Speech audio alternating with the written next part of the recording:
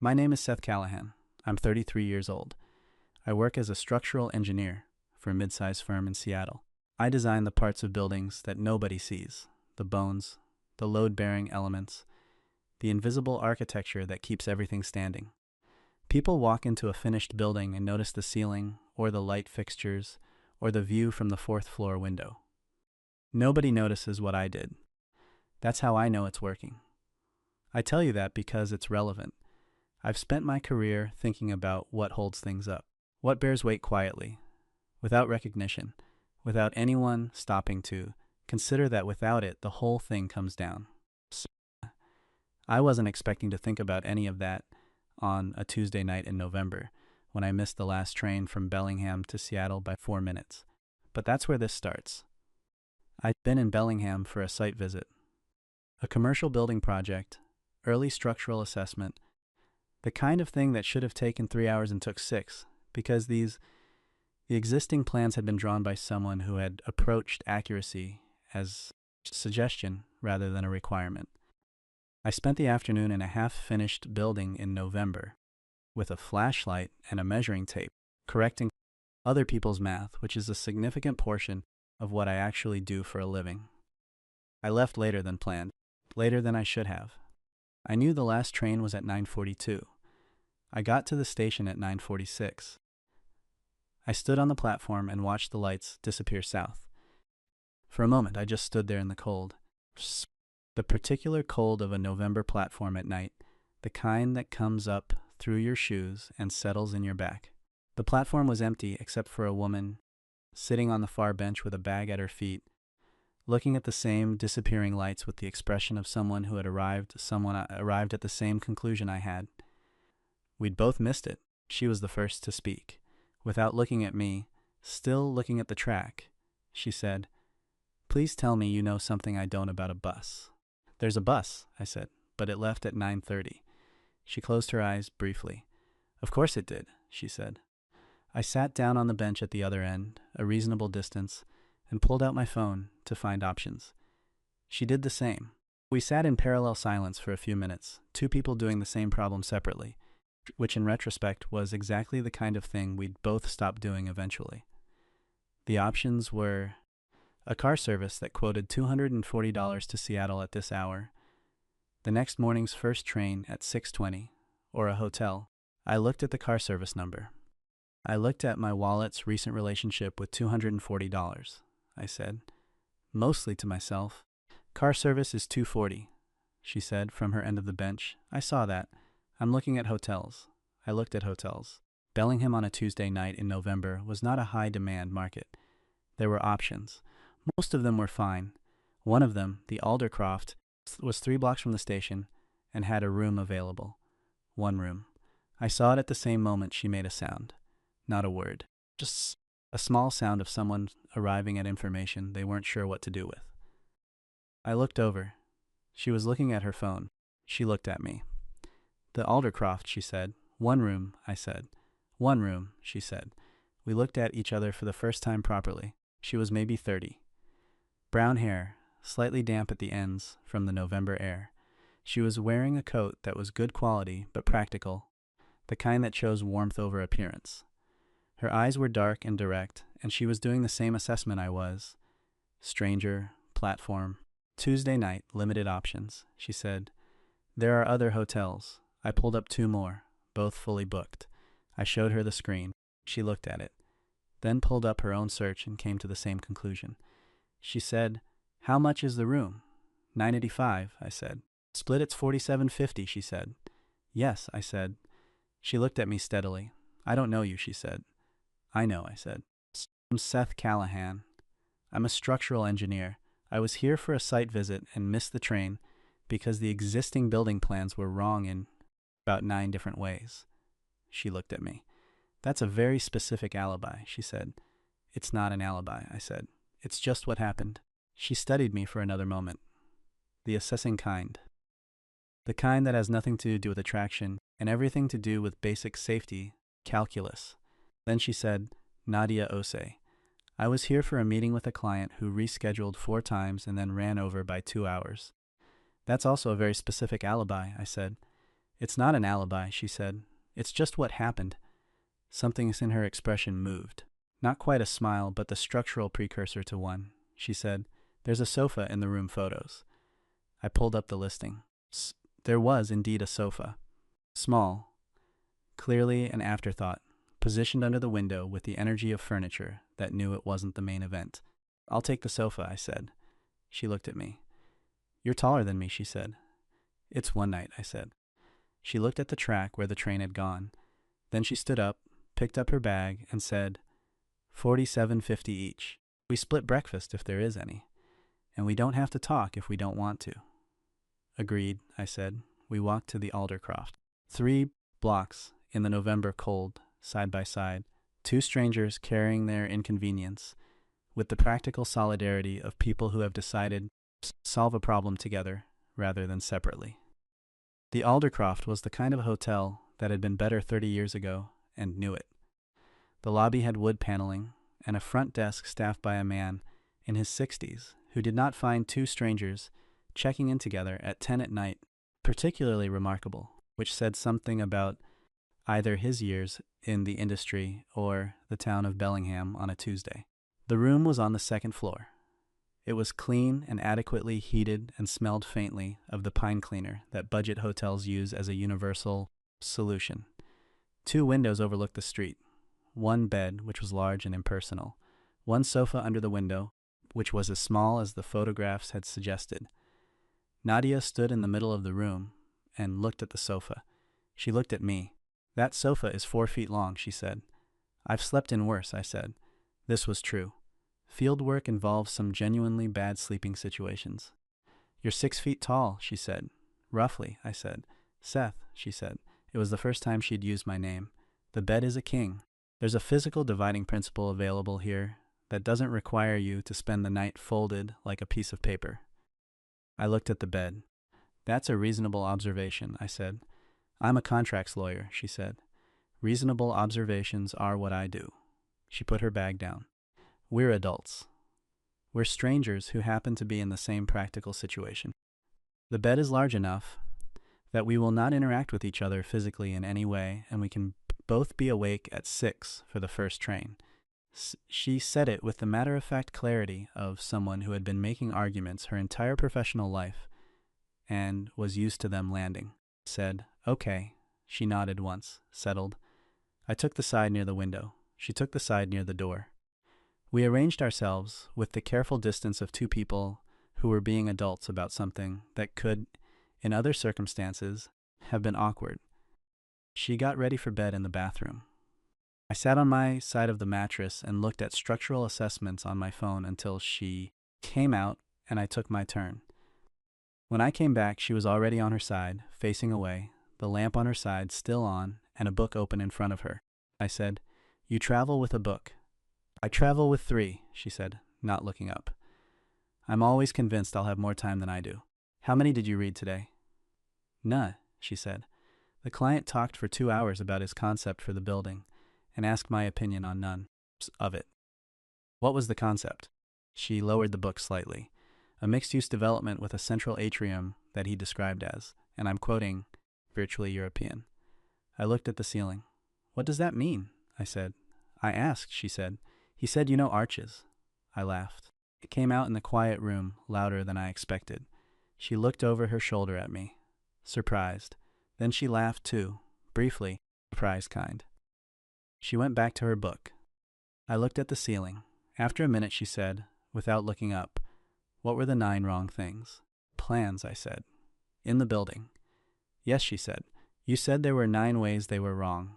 I said, "Load calculations that assumed the wrong soil composition, beam placements that didn't account for the wind loads at that elevation, foundation specifications from a coastal project pasted into a different file without being adjusted." "They pasted specs from a different project?" she said. "It happens more than it should," I said. "People copy existing documents and forget they're working with assumptions that don't transfer." She was quiet for a moment. "That's also a contracts problem," she said. "Wrong assumptions carried forward from a previous context." "What do you do about it in contracts?" I said. "You go back to the original conditions," she said. Strip out the inherited assumptions. Start from what's actually true about this specific situation. I thought about that. That's what I do on site, I said. Ignore the plans. Measure what's actually there. She turned slightly in my direction. Not fully, just enough. Interesting, she said, meaning it. She went back to her book. I looked at the ceiling. Neither of us said anything for 10 minutes. Then she said, Seth. Yeah. Why structural engineering? I thought about how to answer that honestly. Because I wanted to do something that mattered without anyone knowing I'd done it, I said. If I do my job right, the building stands, and nobody has any reason to think about why. It's only visible when it goes wrong. Silence. That's either very humble or very lonely, she said. Probably both, I said. She didn't answer, but she turned a page. I fell asleep looking at the ceiling of a hotel room in Bellingham and thinking about load-bearing assumptions and the difference between structures perform and structures that hold. I woke at 5:45. The room was gray with early light. Cold came off the window in soft waves.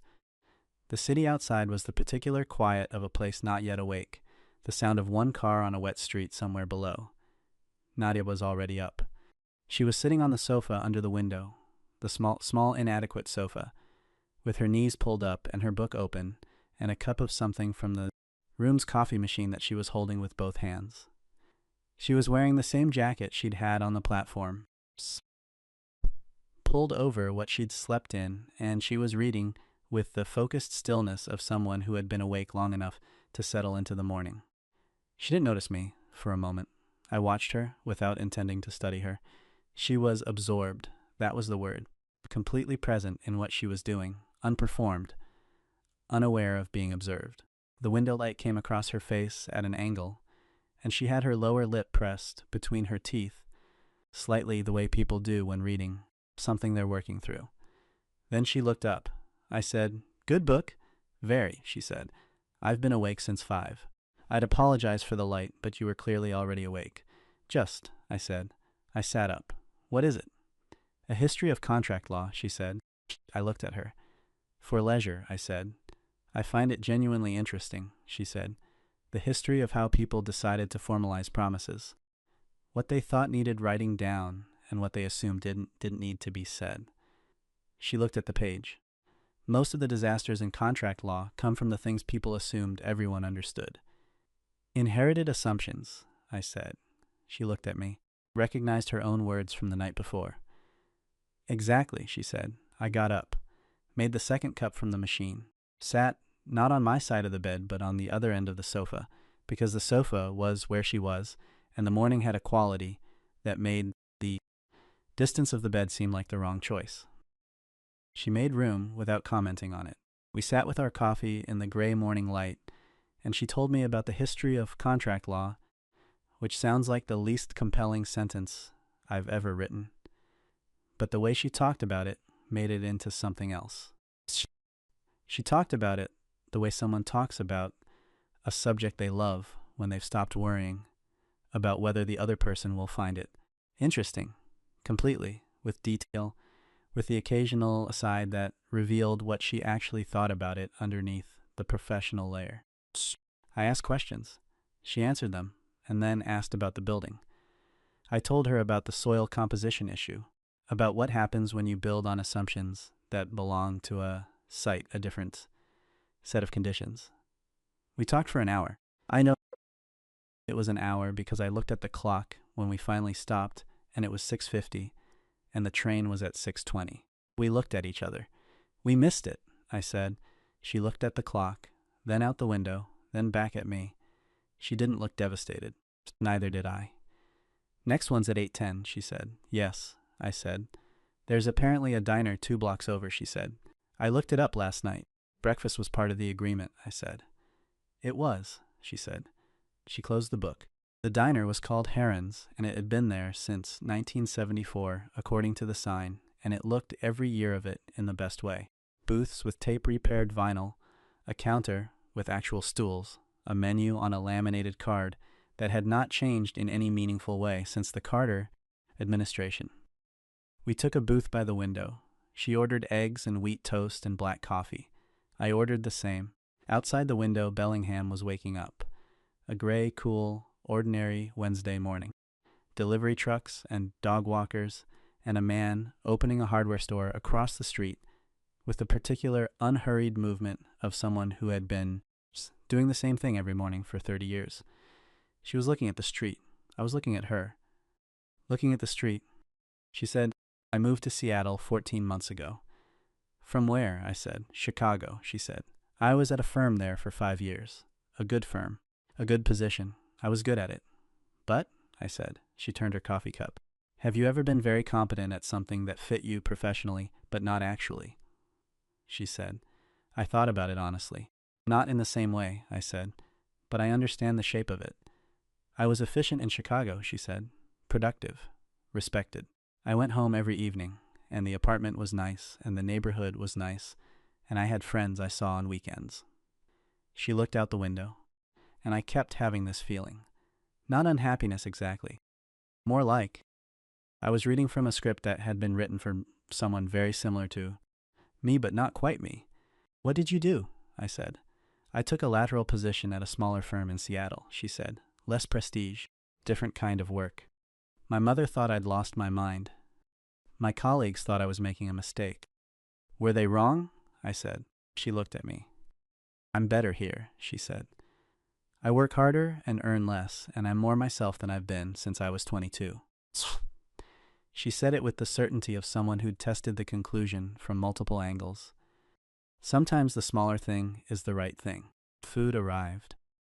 We ate in the comfortable quiet of people who had graduated past needing to fill the silence. After a while, she said, "You mentioned last night that it's only visible when it goes wrong.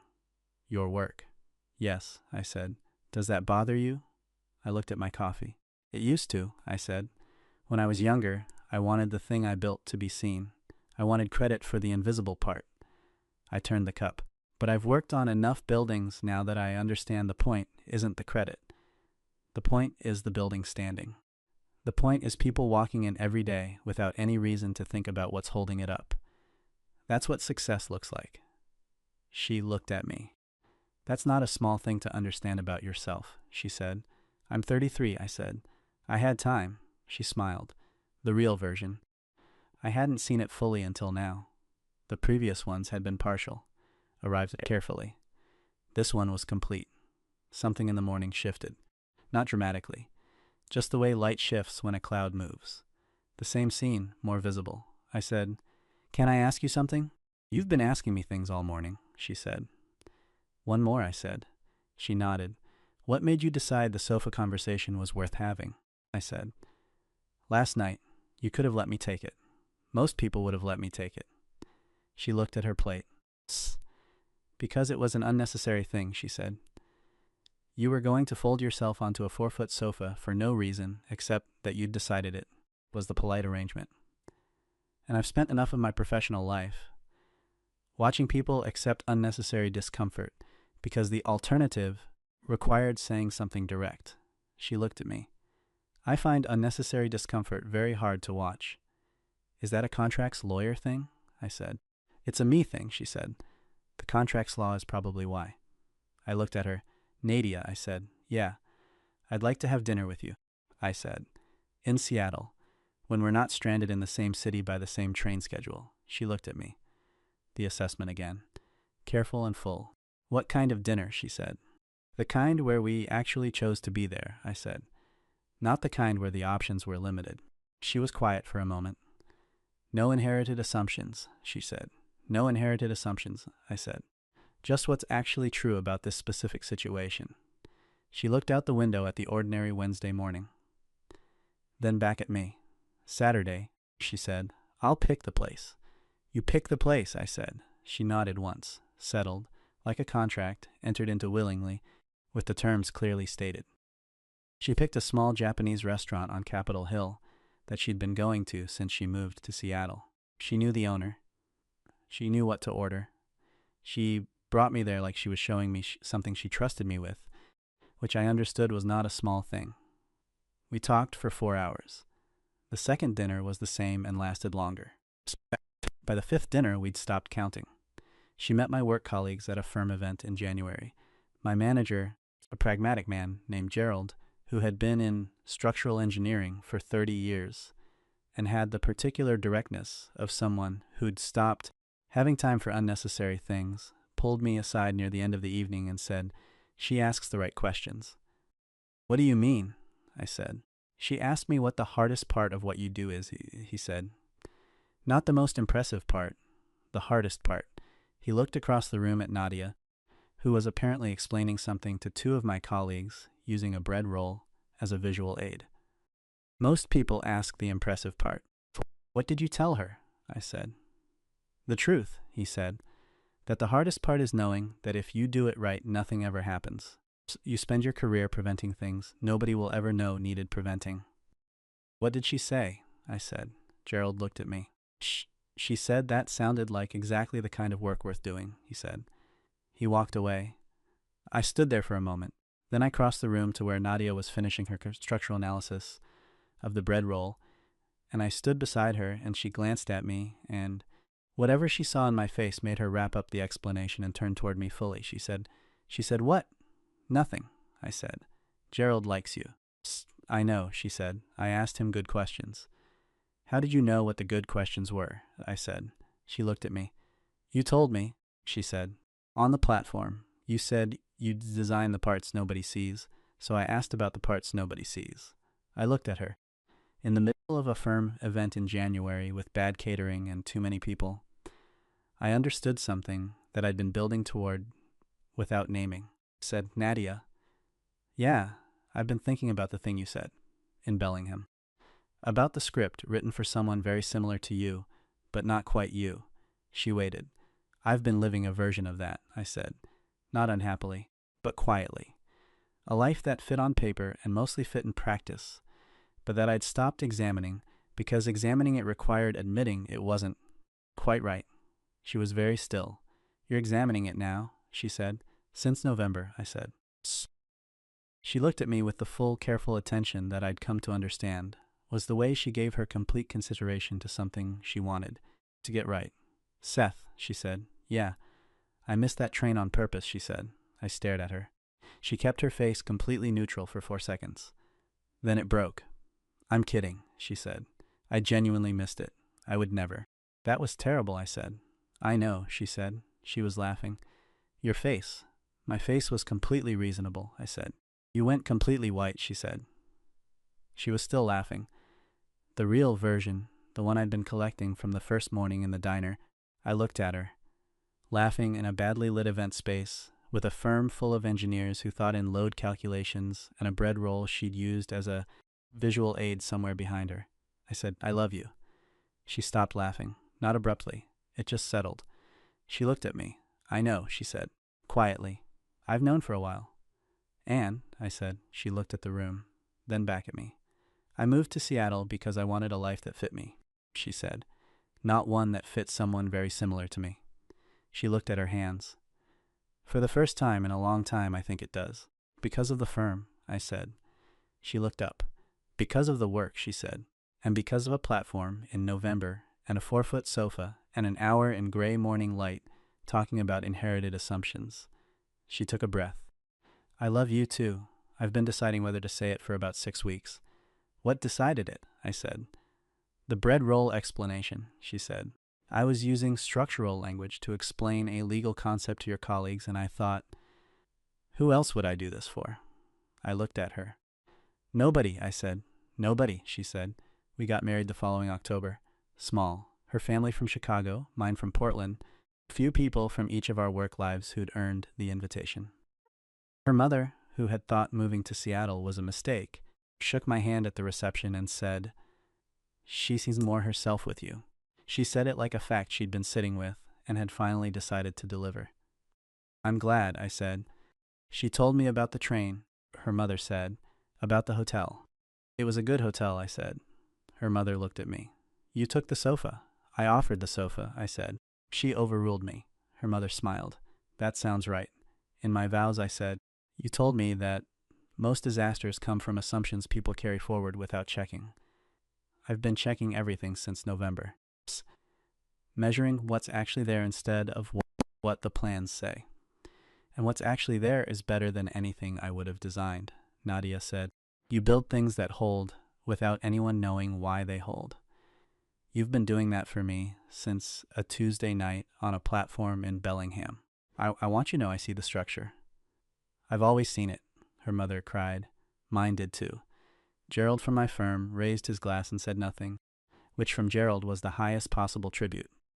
We still take the train to Bellingham once a year, not for work, just to go. Saturday morning up, Sunday afternoon back. We walk the 3 blocks to the Aldercroft and stand outside it, and then walk the 2 blocks to Heron's Diner and order eggs, and wheat toast and black coffee, and sit in the booth by the window. She brings a book, always 3. Never enough time. I look at the buildings on the street the way I always look at buildings, thinking about what's inside the walls, what's carrying the weight invisibly, what would only become visible if it failed. Last October, she looked up from her book and said, "What are you thinking about?" I said, "The hardware store across the street. The load distribution on that corner beam is doing something interesting." She looked at the hardware store. "You can see that from here?" she said. "If you know what to look at," I said. She looked at me. "I know what to look at," she said. She went back to her book. I drank my coffee, outside, the ordinary Wednesday morning of a city going about its life. People with somewhere to be and things to carry, and the invisible architecture of everything holding them up without their knowledge or gratitude, doing its job, the way good things do, quietly, completely, without needing to be seen.